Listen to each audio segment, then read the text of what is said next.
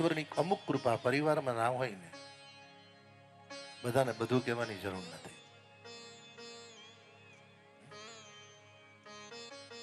ગૌશાળામાં જઈને ગાયને ફળ ખવડાવ્યું. આત્મદેવે કીધું, દેવી એક વાત કહું, ઓલા ગઈકાલે ફળ દીધેલું ને એના બીજ વધ્યા હશે ને, લાઈક કોઈકનું પુણ્યનું કામ કરીએ. પણ ધંધુલી જૂઠું બોલ્યા. નાથ,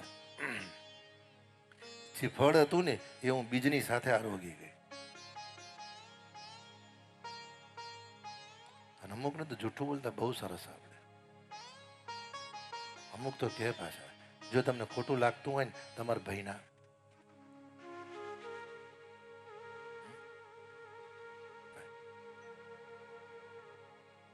કરુણા થઈ. ધંધુરીને ત્યાં 2 દીકરાનો જન્મ થયો. ગાયના ઉદરે પણ તે જ રહ્યું ને ગાયે પણ એક દીકરાને જન્મ આપ્યો, જેનું મુખારવિંદ ગાય જેવું છે, બાકીનું અંગ મનુષ્ય જેવું છે. અને ધંધુલીએ જે અવિવેક કરીને દીકરાનો જન્મ કરેલો એનું નામ છે ધંધુકારી. અને ગાયના ઉદરે જે તત્વ થયું એનું નામ ગૌકર્ણ. એક દીકરો સદાચારી થયો, એક દીકરો દુરાચારી થયો. ને સત્ય છે, જેવું વાવો છો ને એવું મળે છે. ગૌકર્ણને ખબર પડી પરિવારમાં રહેવામાં મજા નથી. અને આજે પણ જુઓ તમે કે ઘરમાં 2 દીકરા હોય ને, જેને બધી ખબર છે કે પરિવારના પારિવારિક લોકો મારી સાથે કેવું વર્તન કરે છે. જે સજ્જન દીકરો છે, સમજુ દીકરો છે, સમર્પિત દીકરો છે, જેને નજીક રહી અને દૂર રહીને પણ મા બાપની સેવા કરવી જ છે. એ દીકરો નજીક હશે તોય સેવા કરશે ને હજારો માઇલ દૂર હશે તોય ધ્યાન તો રાખશે જ. એવા દીકરાને ઘરમાંથી નીકળવાનું કેવું નથી પડતું. એ સમજીને એવા દીકરાઓ મા બાપને પ્રેમ સમર્પિત કરી અને મા બાપની શરણાગતિ પામી અને આપોઆપ પોતે ફોરેનમાં સેટ થઈ જાય છે. ભાઈ, એને સેટ થવું છે એટલે સેટ નથી થતા. એક તો એના કલ્યાણ માટે સેટ થાય છે અને મા બાપનું ધ્યાન, મારાથી મા બાપનું ધ્યાન રખાય એના માટે સેટ થાય છે. અને એક દીકરો એવો છે, ગમે તેટલું આપો ને ગમે તેટલું કરો, એને તમારી કોઈ કિંમત હોતી નથી. જે દીકરો પાપ થઈને આવે છે ને, એ માતા પિતાની સંપત્તિ પૂર્ણ કરી અને માતા પિતાને દુઃખદાયક બનાવી અને માતા પિતાનું મૃત્યુ બગાડીને જાય છે. અને જે દીકરો સુપાત્ર છે એ પોતે તો તરે છે, માતા પિતાના મૃત્યુને મંગલ તો કરે છે, પણ એના ગયા પછી એની 3 પેઢી તારી દે છે. કે 5 વર્ષથી અલ્પેશભાઈનો વિચાર હતો, 5 વર્ષથી ને અલ્પેશભાઈ 10 વર્ષથી અલ્પેશભાઈનો વિચાર હતો કે ભાગવતની કથા ભાઈ, એની ઈચ્છા નિયમ છે સાહેબ. મને ખબર નહીં, એ મને જ્યારે આશ્રમમાં મળવા આવ્યા ત્યારે કીધું, બાપજી હું રોજ તમારી કથા જોઉં છું. અને અત્યારે તો ભગવાનની દયાથી બહુ ફોલોવર્સ છે સાહેબ. હમણાં ગણપતપુરા જે પ્રોગ્રામો હતા, એ રવિશંકરજીનું જે ગ્રુપ હતું, એને પણ કીધું, બાપજી અમે રોજ થોડાક તમારા વચનો સાંભળીએ છીએ. અને યુટ્યુબ પર સદવિદ્યા પરિવારને ખૂબ ખૂબ ધન્યવાદ છે સાહેબ. અમારા નીતિનભાઈ કાનાની અને સદવિદ્યા પરિવાર વર્ષોથી અમારી સાથે એવા સમર્પિત છે. એ અમારું પરિવાર જ છે.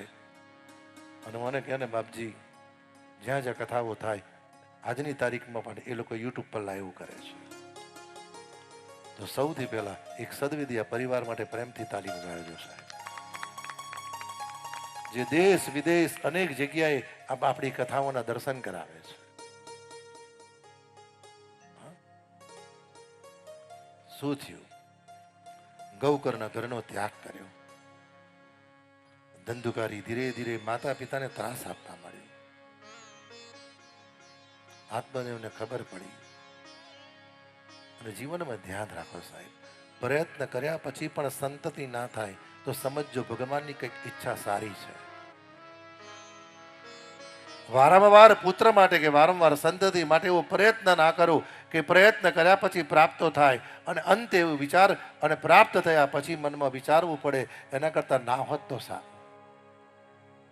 ઈશ્વર કોઈક વસ્તુ વિલંબ કર્યા પછી પણ નથી આપતો, એની પાછળ પણ ભગવાને તમારું ને મારું કલ્યાણ નિશ્ચિત કર્યું છે સાહેબ.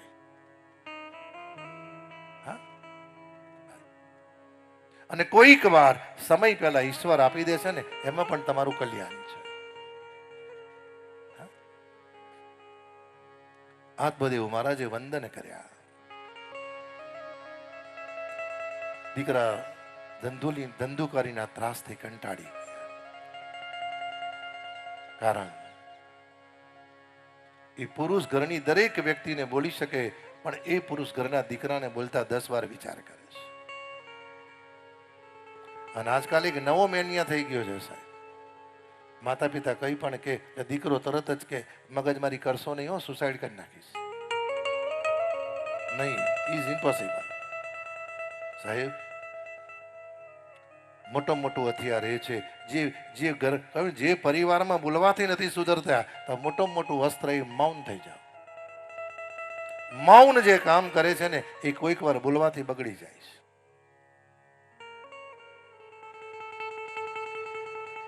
આત્મદેવે ઘરનો ત્યાગ કરી દીધો. અને ઘણી વાર બને સાહેબ, દીકરા યોગ્ય નથી હોતા ને, અને કદાચ એમાં પણ સમય પહેલા માતા શરીરનો ત્યાગ કરીને જતા રહે અને પુરુષ જ્યારે એકલો પડે ને ત્યારે પુરુષ પણ જીવનમાં એવા સ્થાન હોતો હોય છે કે જ્યાં શાંતિથી જીવાય. અને હું તો ઘણી વાર કહું સાહેબ, ભગવાને બધું યોગ્ય આપ્યું છે ને તો ભગવાનની કૃપા માનજો. જેને મા બાપની જરૂર છે એની પાસે મા બાપ નથી, જેને સંતાનની જરૂર છે એની પાસે સંતાન નથી. જ્યારે ભગવાને તમને બધું આપ્યું હોય ને તો ઠાકરની કૃપા માનો, અમારું પૂર્વનું પુણ્ય છે સાહેબ.